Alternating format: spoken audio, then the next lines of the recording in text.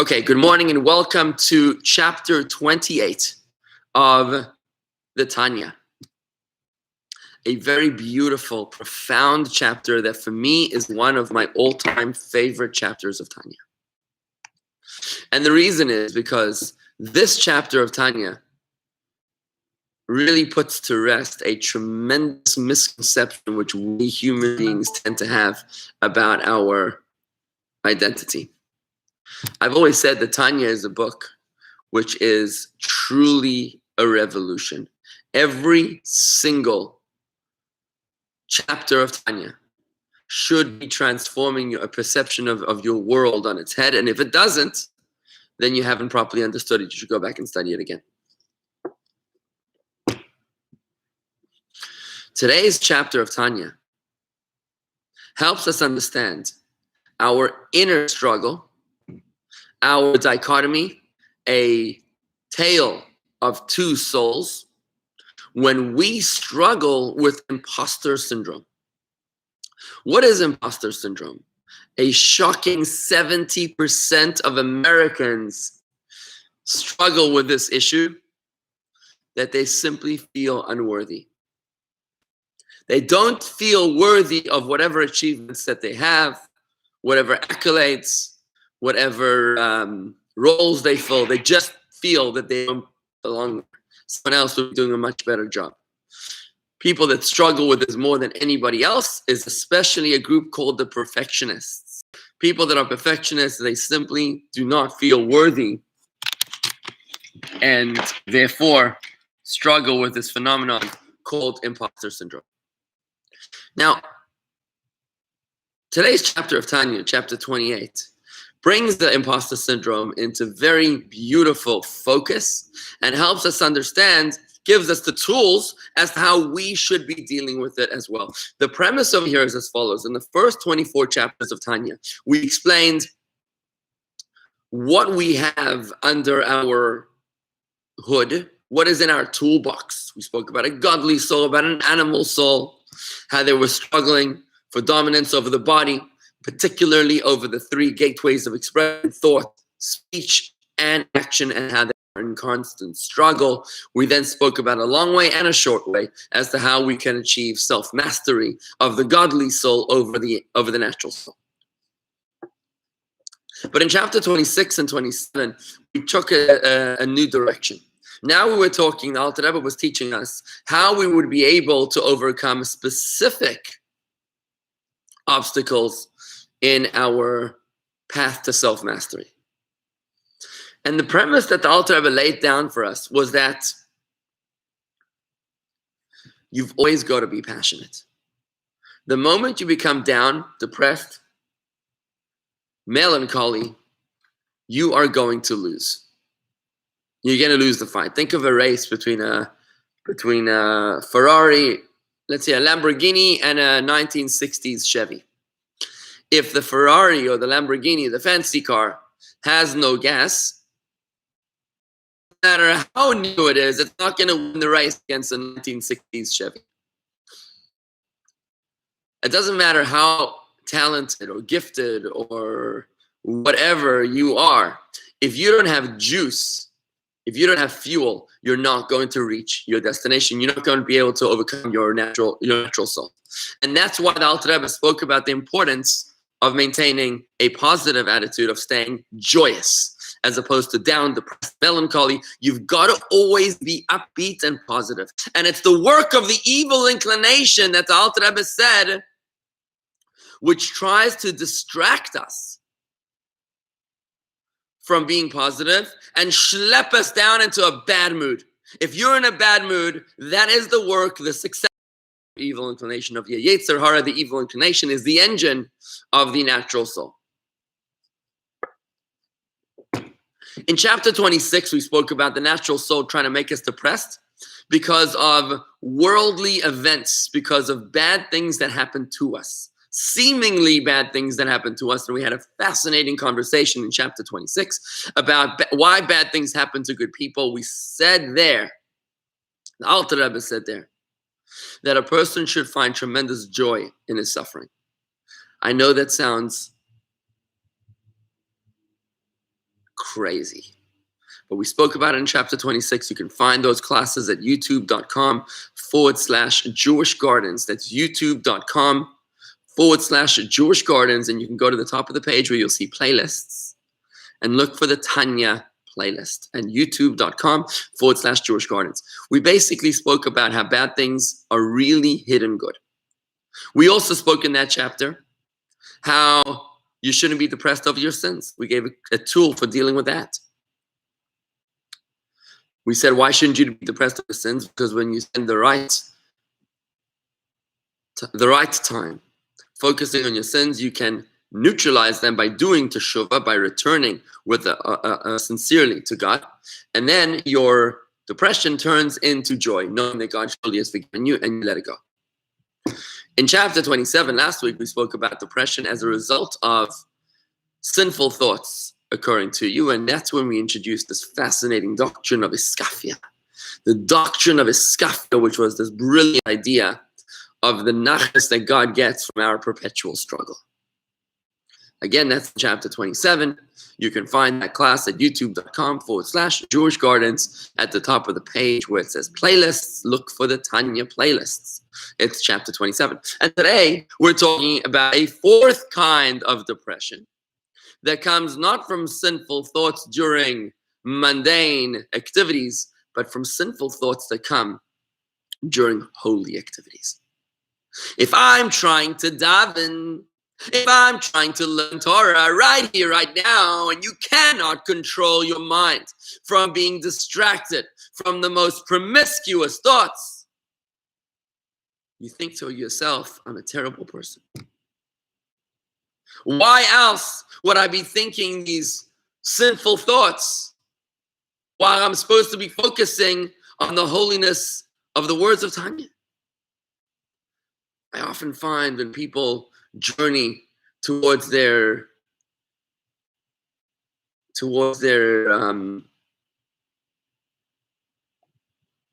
faith.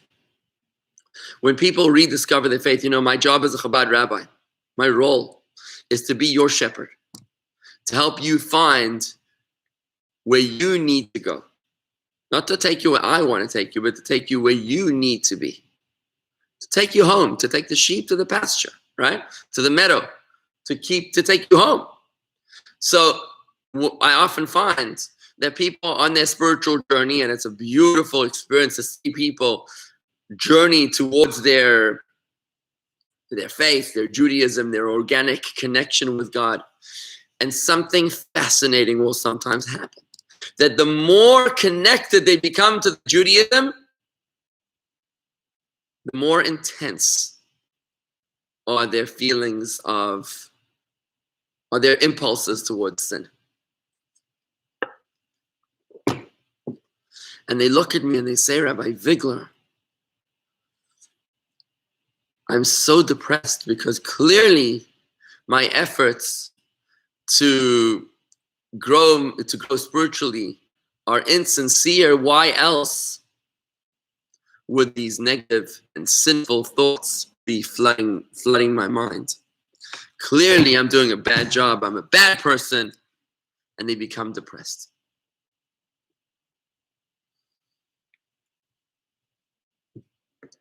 And that's where Tanya chapter 28 comes into the scene.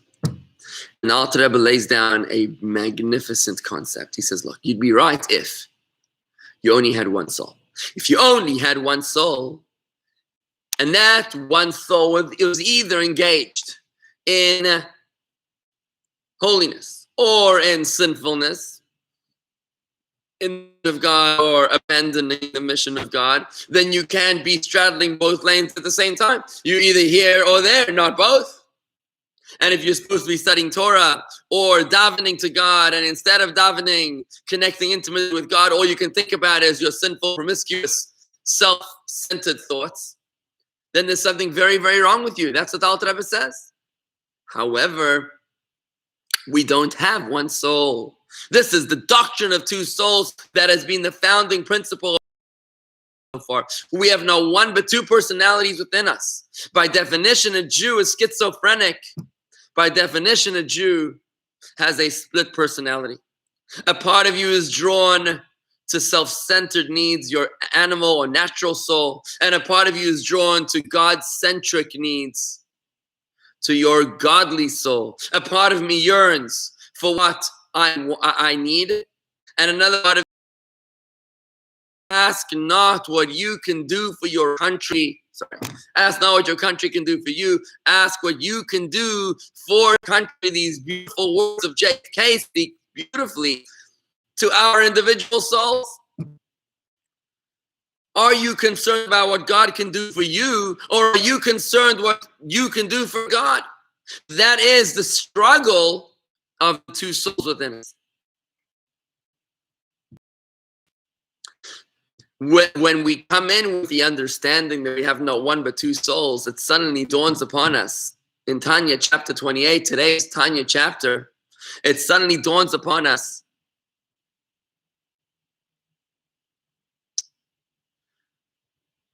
that the rise of our sinful thoughts, of our distracting thought, is not at all a measure of the insincerity and the inauthenticity of our pure motives and pure intents, but exactly the opposite. It is not despite our spiritual rise, but because of it specifically, that we're experiencing these distracting thoughts. Think of two wrestlers in a ring. What happens when one of the wrestlers in a ring suddenly becomes inspired to fight even harder? What does the other one do? He says, just knock me out. Go for it. No, he doesn't do that. He girds his loins and he fights even stronger. He digs even deeper into himself to find hidden strength to be able to match the increased energy of his opponent. We have equal matches. You know, it says in the Torah that God does a kindness to the Jewish people, if you can call it a kindness. It's debatable. But God makes a kindness for the Jewish people that whoever persecutes us is at least the superpower of the world. You know, if we would be persecuted by some unheard of nation, some Zulu or Xhosa tribe in Africa, it would be embarrassing. You know, who beat you up? If you got beaten up by the captain of the football team, okay, it's a yichus. You know, it's a yichus. At least you have pedigree. At least you got beaten up by somebody. But if nobody beat you up, then that's doubly embarrassing, right? So God does this kindness for us that whoever persecutes us becomes the most important. So that way, at least it's respectable that we got beaten up by somebody important instead of a nobody. This is what Rabbi Yochanan ben Zakkai says to Vespasian, the general, who's laying siege to Jerusalem 2,000 years ago. He's about to conquer her, and he calls him. He says, "You're the emperor." He says, "I'm not the emperor," and that's actually treasonous to call me the emperor. He says, "Well, you're going to soon become the emperor, because God would not allow Jerusalem to fall by some lowly general. It would only fall at the hands of the emperor himself." And that's exactly what happened moments later, which is the beautiful story. I actually wrote about it a few weeks ago at the beginning of this quarantine, about how Rabbi Yochanan ben Zakkai was able to move Judaism from a geocentric religion to a philocentric, to a Sophie-centric, to a wisdom-oriented lifestyle, which is what saved Judaism over the past 2,000 years. But that's, for another time. In any event, the point is that when you're fighting with someone, you rise to the challenge. If you've got a competitor, forget the wrestling ring, which not very familiar with as Jews, but if you have got a competitor in business, when you see your competitor rising to do some extra product, some new product, some extra hard work, what do? You sit there and say, well, let him do whatever he wants. No, typically what you would do is you'd rise up and match the challenge. So too, if you're experiencing sinful thoughts, promiscuous thoughts, lascivious thoughts, lascivious, right?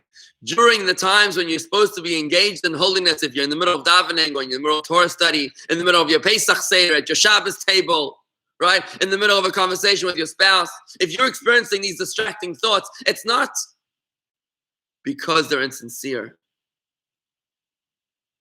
It's not despite their sincerity. It's because of their sincerity. When the evil inclination, the animal soul, the natural soul sees how inspired your godly soul is, the natural soul becomes intimidated.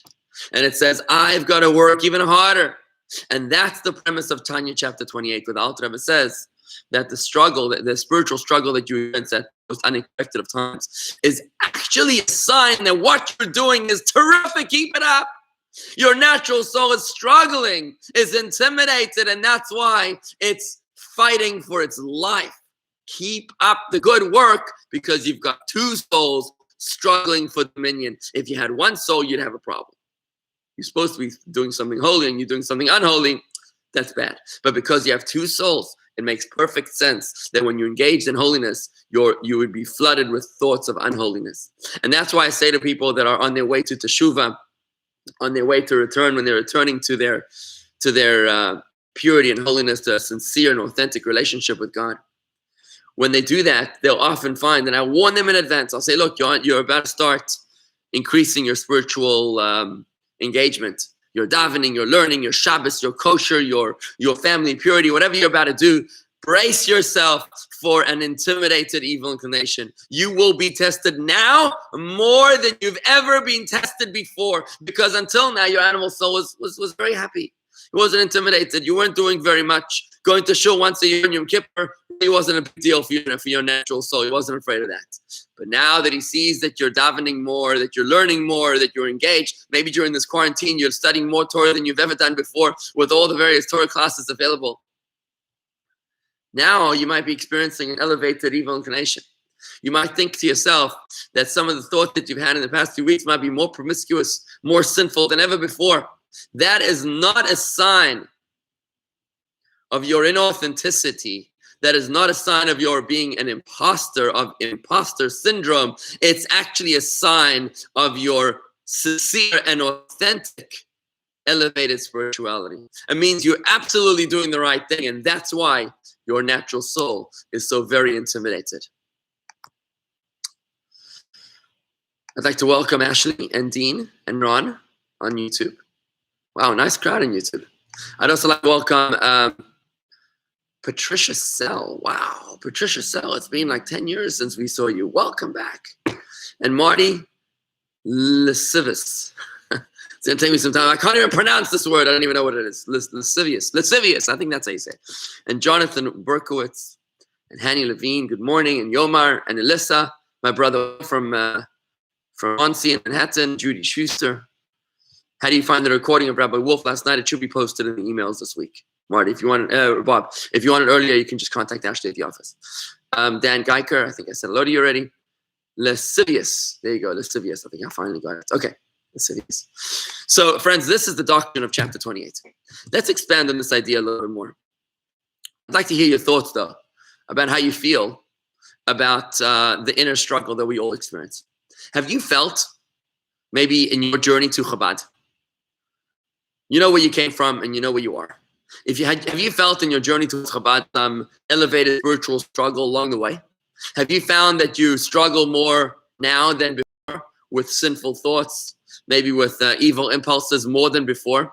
I'm curious to hear your story and how you feel about this, because I certainly feel it.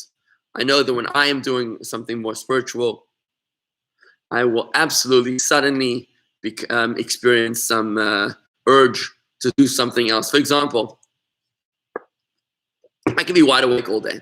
Suddenly, when it comes time to study Torah in the afternoon or the evening, suddenly now I'm overcome with tiredness. Now I need a rest. Before, when I was doing nothing, I was not tired. But now suddenly when I study Torah, now suddenly I'm starting to yawn, I'm tired, I need to take a nap. That to me tells me, strengthen yourself, because this is the sign of the intimidated evil inclination. And therefore, the conclusion of the chapter is, don't become depressed ever. Not through bad things that happened to you in chapter 26, because bad things are really hidden good. Don't become depressed over sins, because you can do teshuvah and you can turn them around and let it go. Don't become depressed in chapter 27 over sinful thoughts. during mundane times, because that is an opportunity to show God how much you love him through the doctrine of Iskafia that we learned about last week. And in this week's chapter 28, we're saying, don't become depressed. Don't become depressed through sinful thoughts and evil impulses during times when you should be holy, because that is a sign that what you're doing is working. Keep up the good work and allow it to strengthen your resolve.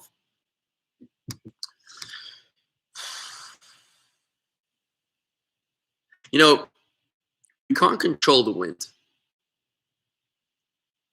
but we can adjust the sails. We can't control the wind, but we can control what we're going to do with the wind. And is the wind going to block us? Or is the wind going to be used for our advantage? We can't control the evil impulses that come up in our minds, in our hearts. But we can use them as a springboard for growth. And that's exactly what the Alter Rebbe and his genius and profound insight is telling us today, based upon the Kabbalistic teachings of Lag BaOmer, of the Rabbi Shimon Bar Yochai in the Zohar, which is today's Yantif. The Alter Rebbe is telling us, the wind is blowing against you. It's blocking your progress forward. Your evil impulses are threatening to overwhelm you.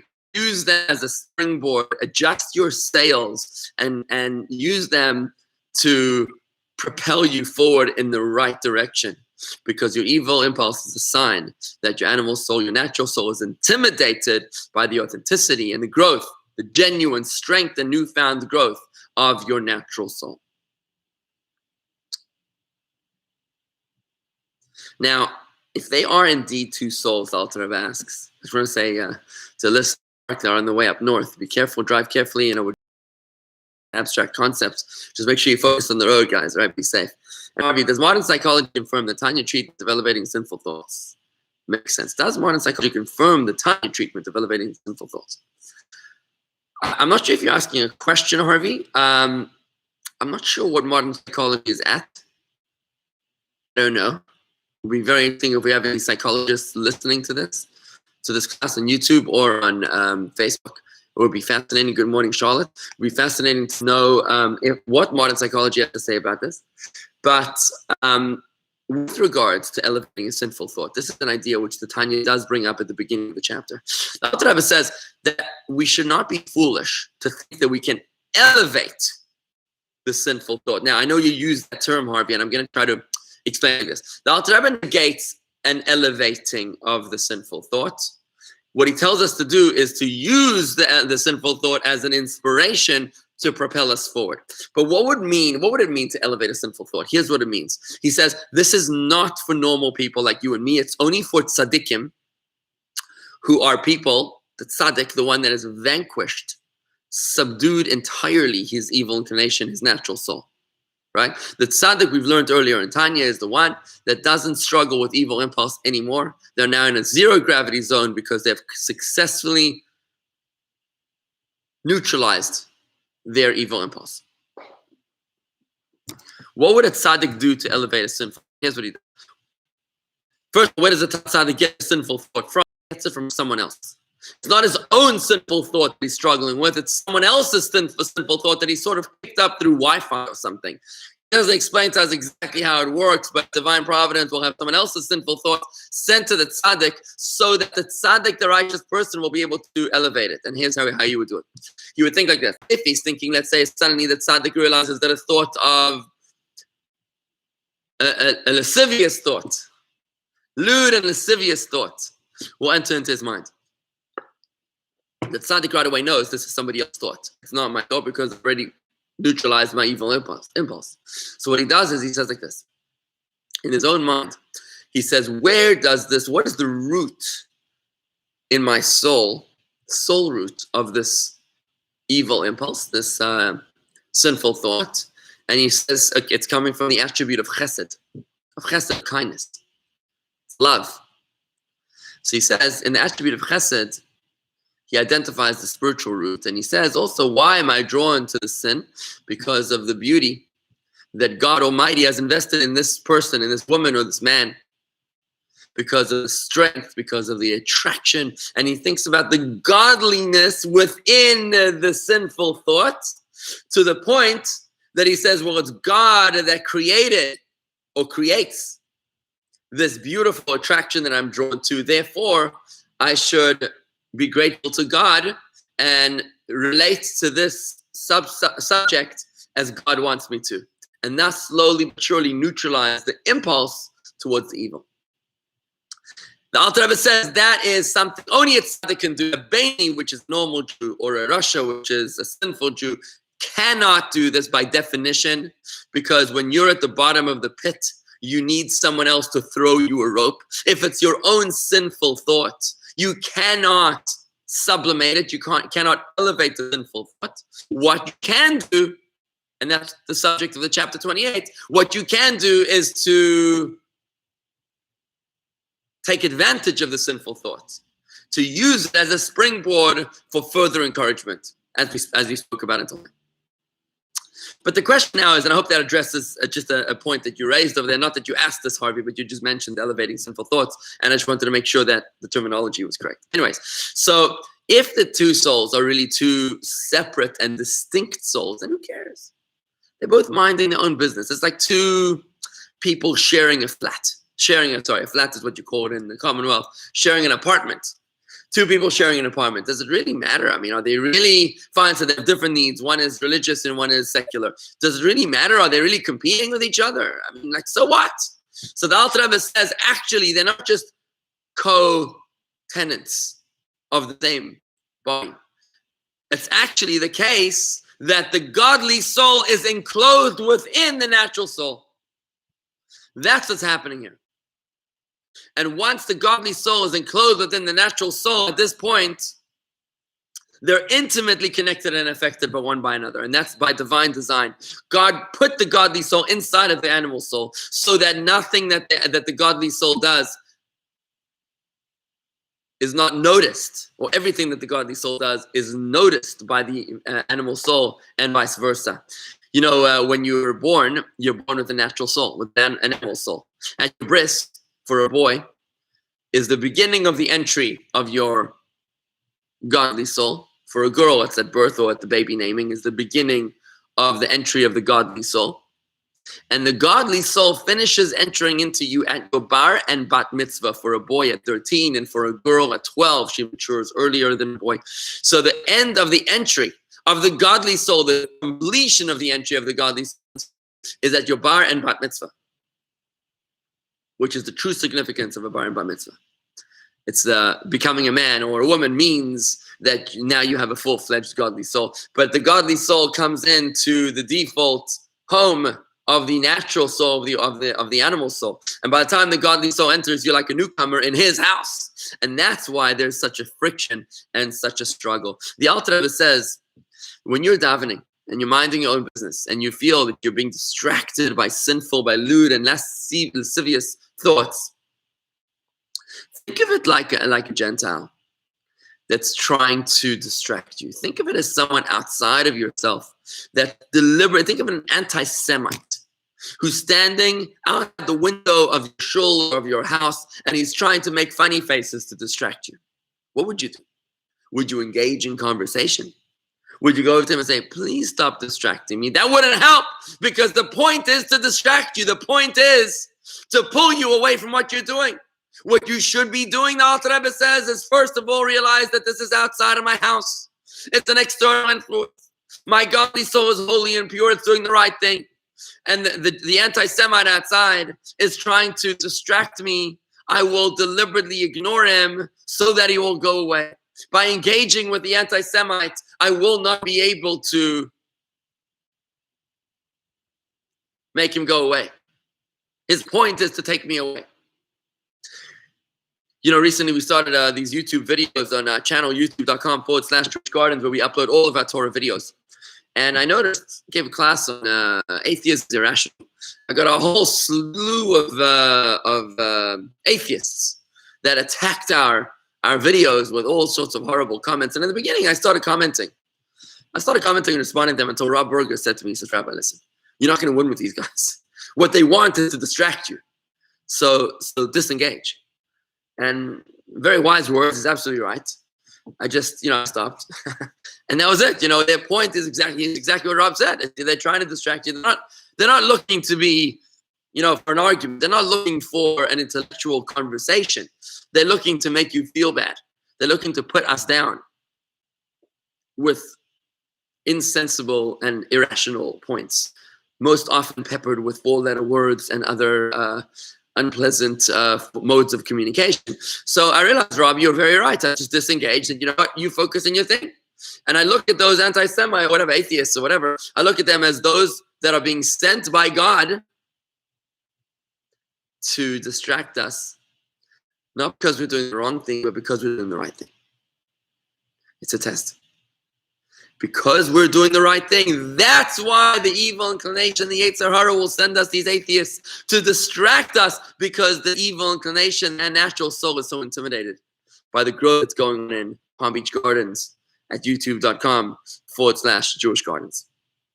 At the end of the chapter, the Alter Rebbe says, if you're still struggling, if you're not able to keep this anti-Semite from distracting your Torah study or your spiritual growth, if you're anti-Semite, if your natural soul is so powerful that you cannot pull away from it, the Alter Rebbe says at the very end of the chapter, then you try this. Turn to God. Daven to God for Rahmanis. Just daven to God for Rahmanis. Ask God for mercy to help you, because it is your godly soul which needs help, and your godly soul is a piece of God. Ask God to help himself. You should never daven for your own sake, says the Alter Rebbe here in this chapter. Because if you daven for something, if you turn to God and you say, God, I want something because I deserve it, you never want to open that file, because if you think you deserve it, then they'll look at your file. And more than likely, 99.999% of humanity is not deserving of the goodness that God bestows upon them. We have more indiscretions than we care to realize.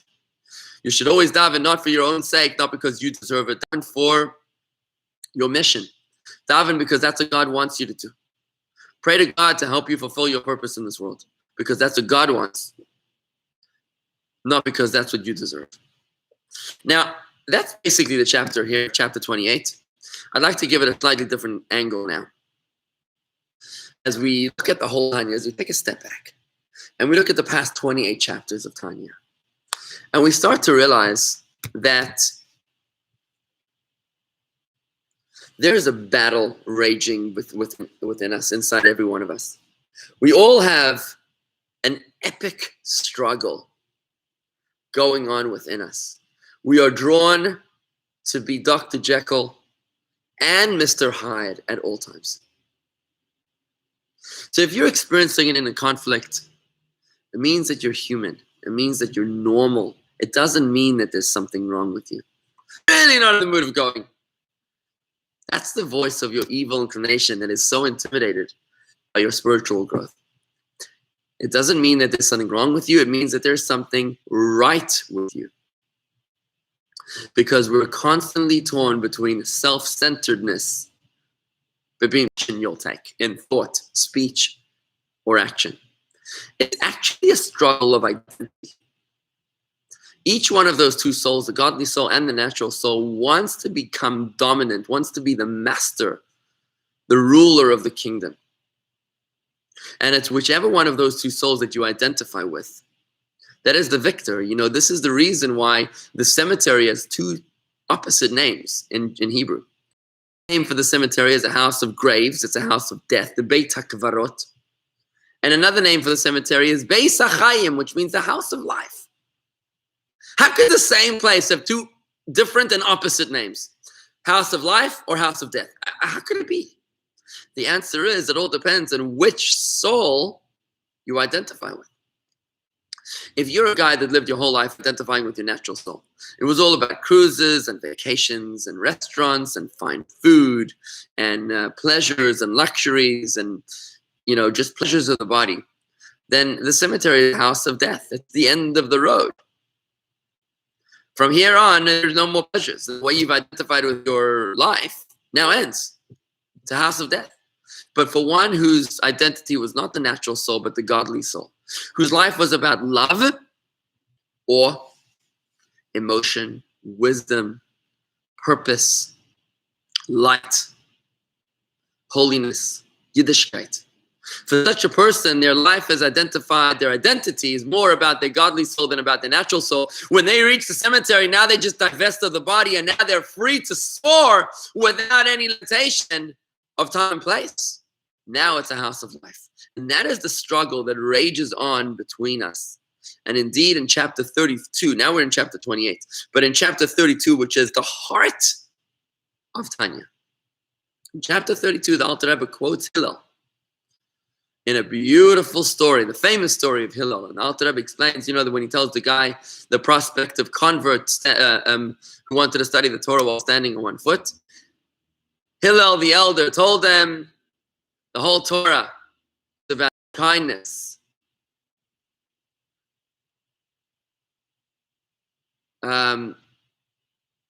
It's about doing kindness, is loving your fellow like yourself, and everything else is commentary. Without getting into the explanation of that right now, the Alter Rebbe says that the purpose of our soul's presence in this world is for this self-mastery to identify with our godly soul and not with our natural soul. That is what Hillel was saying. Our purpose in this world, the reason for our soul's descent into this world, why we were born into a physical body, into a spiritually dark world, where our godly soul has to struggle with our natural soul, with our animal soul, is in order for us to be able to experience self-mastery, to identify with our godly soul, despite our being born, our default setting identifying with our natural soul, with our animal soul, to be able to experience that paradigm shift, to move from a self-centered existence to a purpose-oriented existence. And that is the mission for which we were created and placed into this world. I'd like to draw upon a biblical reference. There's a story in Genesis which really makes very little sense. It's a cute story. Seems like a nice fable. But once you learn Tanya, you realize how incredibly profound and personally relevant is the story. I refer to the story of the pregnancy, the troubled pregnancy of Rivka. It's in the portion of Toldos in the book of Genesis. Yitzchak and Rivka are struggling with infertility until eventually Rivka becomes pregnant, and she's very, very concerned about her pregnancy. When she walks by a house of idolatry, the baby wants to come out. When she walks by a house of monotheism, the baby wants to come out, and she feels that she's got one very confused baby in there, and she's incredibly distressed by this. Vatelech lidrosh et Elokim, it says she goes to inquire by God, what's up with this crazy baby that I got here that is drawn both to monotheism as much as it is drawn to polytheism, to idolatry and paganism. She goes to the yeshiva of Shem and Aver. These are the children of Noach, very righteous people. And at the yeshiva, they tell her, Shnei goyim bevitneich, there is actually not one but two nations in your belly. Ul'am mil'am ye'ematz, they will perpetually, constantly struggle with each other. V'rav yavod sa'ir, the mighty one will serve the weaker one, the younger one. He tells her, the prophet tells her, you have not one but two babies in there, and that's why they're behaving the way they are. Obviously, we know the rest of the story. Jacob and Esau were both born out of this. Jacob, father of the Jews, Esau, father of the Christians in the West. Why did she feel better by this revelation? Now suddenly her mind was put at rest. Now that she knows that she's got one holy son and one evil son, now she feels better about her pregnancy. How did this answer the question? If she was worried about having an evil child before, then how does it help her that she has two sons? One is wholly evil and one is wholly holy. The answer is all about imposter syndrome. You see, Rivka, our matriarch, would far rather have a son who's authentically bad, like Esau, than a son who's inauthentically authentic. If she had one son that was sometimes a monotheist and sometimes a polytheist, he's inauthentically authentic. That means that this kid is one very confused kid, one soul drawn in all different directions. He doesn't know what's going on. He doesn't know up from down. But once she realized that she's got not one but two kids, one is authentically good and one is authentically bad. One is authentically selfish. That's not bad, it's just selfish. And the other one is authentically purpose-oriented, godly. She realized, okay, I've got two kids that are authentic. I can love them both. But if I have one kid who's drawn in all directions, that means there's something wrong with him. Our sages tell us that that story of Rebecca's pregnancy was told to us in the Torah because that is your story and that is my story. We all are Rivka with two babies inside of us. One baby is drawn to selfish, self-centered things, and the other one is drawn to purpose-oriented things. One is godly, and the other is selfish. Those two babies, that Rivka had in her womb, Yaakov and Esav, were actually our godly soul and our animal soul. The reason why the Torah tells us the story of the troubled pregnancy of Rivka is because that's our story. We need to know that we have not one baby but two babies within you. And the moment that you can understand this idea, you won't struggle with inauthenticity anymore. You'll now be able to make peace with the conflict that you experience within yourself, because you'll realize that when you are doing something right, the evil impulse within you is strengthened and intimidated, and it wants to rise up to the challenge. My friends, the conclusion with which I want to leave you here in this chapter is that instead of becoming depressed through our inner conflict,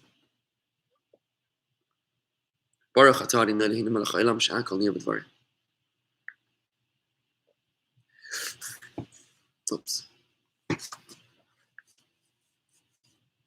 Sorry. Instead of becoming depressed from our inner struggle, we should never become depressed. Depression is going to schlep you down. We should be joyous. Our inner struggle should embolden us to realize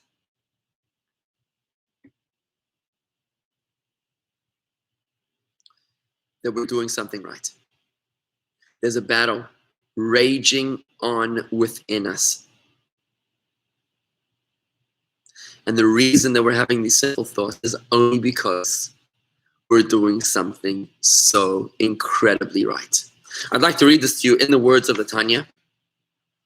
If you have this book, it's the Practical Tanya, right? By Chaim Miller.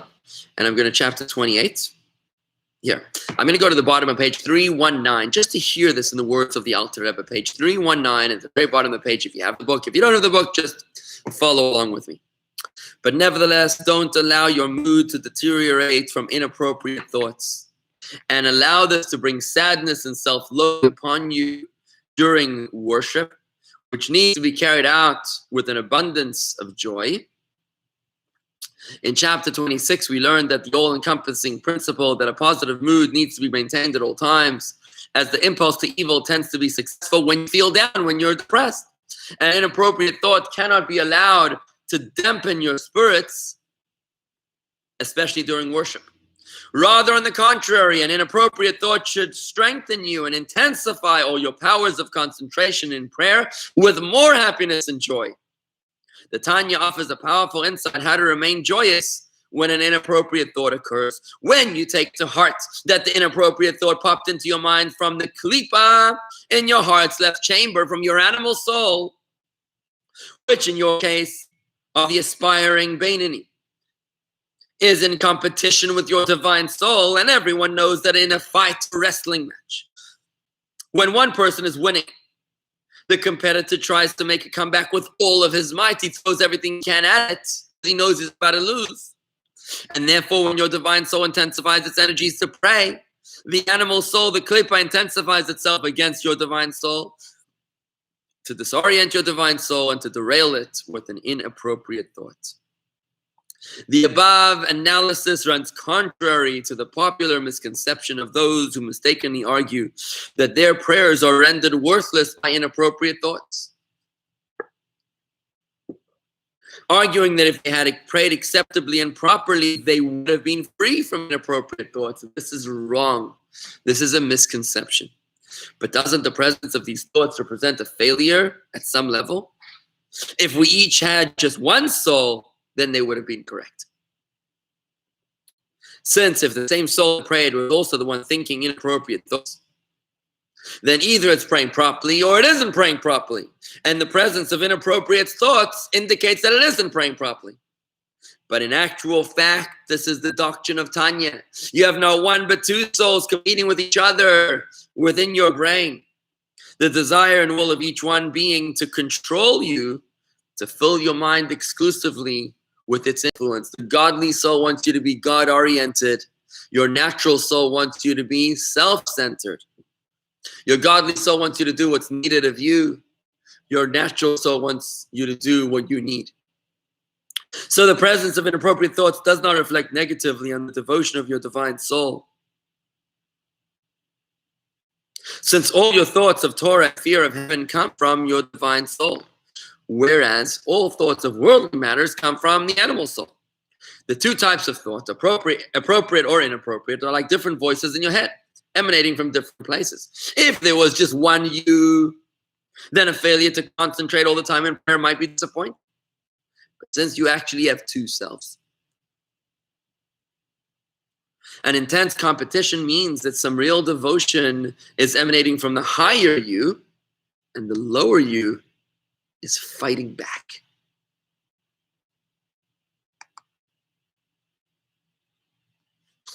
I'm glad you like this, Harvey. Glad you're connected with this idea. I've always been incredibly inspired by this idea. Since I came across this idea at the age of 16, it literally blew my mind. And imagine, as a 16-year-old with raging emotions and hormones and whatever else that a teenager goes through, to learn this is incredibly empowering at every stage in your life. And it's validating. It's therapeutic to help you with your struggle of inauthenticity, your struggle of imposter syndrome.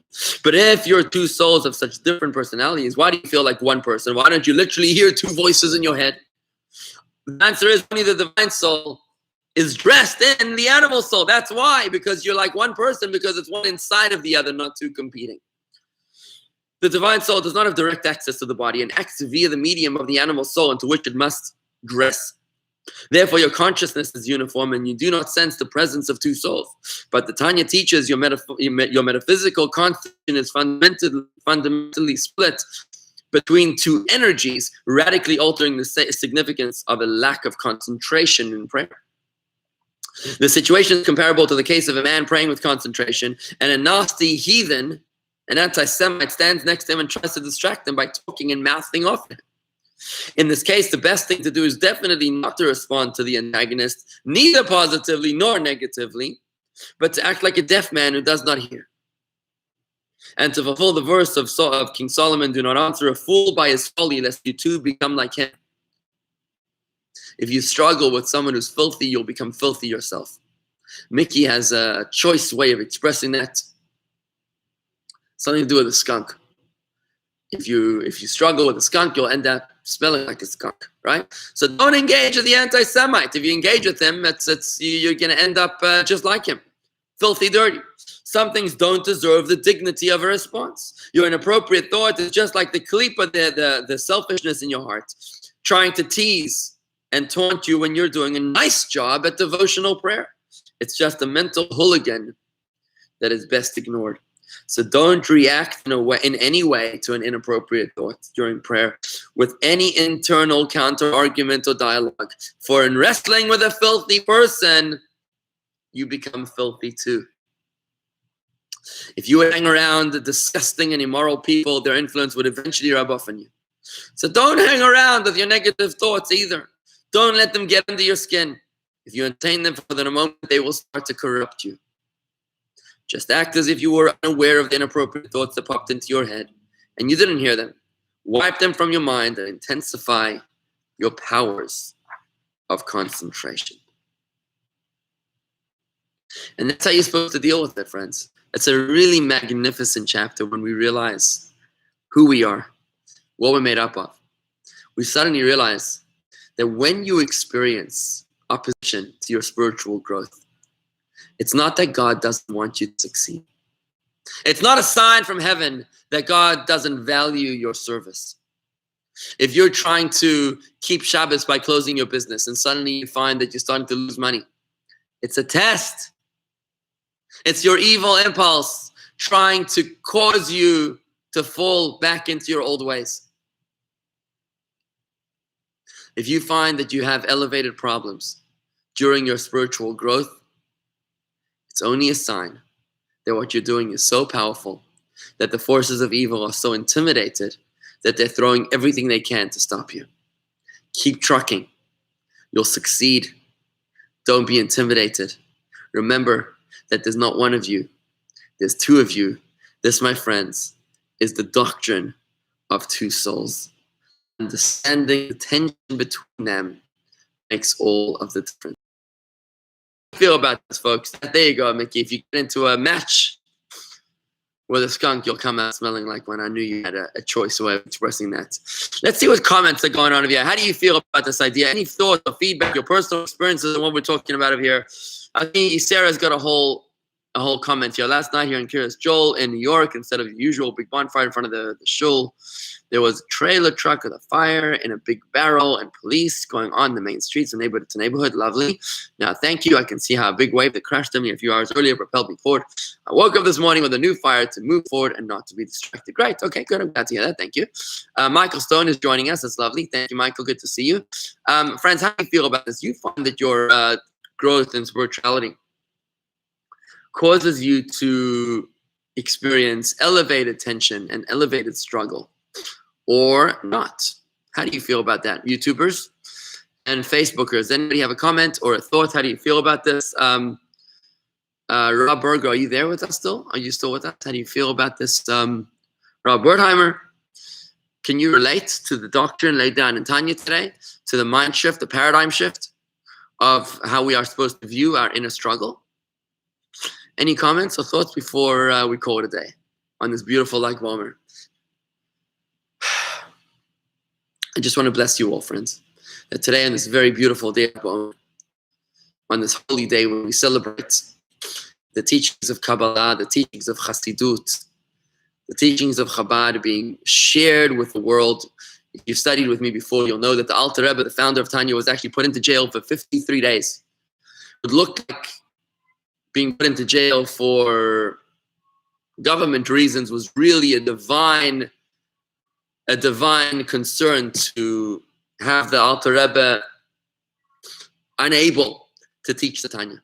When he was writing Tanya, 53 chapters of Tanya, heaven wanted to stop him. And that's why they put him in jail. You see? So here you go. The Alter Rebbe could have easily said, well, I'm experiencing roadblocks. I guess I'm not supposed to do this. I'm going to stop. But the Alter Rebbe knew this. He wrote this book. He knew that when you're experiencing obstacles, it means that you're doing the right thing. And being thrown into jail made him increase and double and redouble his efforts to teach the Chassidus of Chabad, the Chabad philosophy to the world. He was teaching short Torah teachings before he went to jail. After he came out of jail, he was teaching longer, much longer Torah teachings. Because the message here is that when you're experiencing challenges and obstacles, it means you're doing the right thing. And one more example I'd like to share with you before I let you go is when Abraham and Isaac were heading out to the binding of Isaac. They were going out to the binding of Isaac in Jerusalem. And on the way, they came across a giant river, a wild and violent river that was threatening to block them. It was some sort of a very crazy river that they couldn't cross. If it was you or me, we might have said, well, that's a bad weather day. Let's go home. We'll come back another day. But Abraham and Isaac, they said, no. The fact that we're going to do something so important is why the evil inclination is trying to block us with everything he's got. They literally walked through the river as if it didn't exist. And when they reached the point that they couldn't breathe anymore, when they were overwhelmed, that's when the Medrash tells us that the river sort of disappeared or calmed down, because it was a test. It was a test to block them. And the moment they passed the test by exhibiting that they were not stopping for nothing, the test just neutralized. So the same thing in our lives. When you're experiencing obstacles to your spiritual growth, it's a sign that what you're doing is so incredibly important. Rob says, my children always say in response to a problem, struggle is real. Struggle is real. I now get it. I'm trying to think. They always say that in response to a problem, that the struggle is real. I don't understand what you're saying, Rob. What do you mean the struggle is real? Ignorance is bliss. Knowledge is struggle. Rob, I'm not capturing what you're saying. If you please clarify. We face a struggle between the two souls every day, but when we say the Modeh, Ani, in the morning, when we wake up, we start on the right track. We ignite our godly soul. You got to start those engines revving. Right as soon as you open your eyes, you got to start those engines, because if you don't, it's just your animal soul that's going to be king of the castle, right? So, Rob, I'm sorry, I didn't totally understand what you're saying, that the struggle is real. What I'm saying to you, Rob, is that the struggle is not real. That's what I'm saying to you. I'm saying the struggle is an apparition. It's a test. It's not a real struggle. If you could just throw every fiber of your faith at your struggle and say, I know this is not real. I know that I'm doing the right thing. I'm going to keep on trucking, though I walk through the valley of the shadow of death. I fear no evil, for you are with me. With that attitude, you know that it is nothing more than a test, an apparition, and that's when the test will dissipate. That's what I'm saying. So I'm not sure how you're understanding it. I think you're understanding what I'm saying, but you're maybe wording it a little bit differently. But anyways, friends, time's up and I got to move. So I'd like to say thank you for joining me here this morning, to all of our friends on YouTube and to all of our friends on Facebook. A powerful message from the Tanya. We'll see you tomorrow morning, God willing, as we do the second part of Jews and Food, which we did not finish on Friday. That's all about the blessings before food, the blessings we make after food, and some of the other customs relating to our tables and our food, how we sanctify and make holy our eating experience, as well as best practices for healthy eating from the Torah, right? That's happening tomorrow morning at 8:30. Also, friends, I think we should do that one on Zoom. I'm thinking we're going to do that one on Zoom,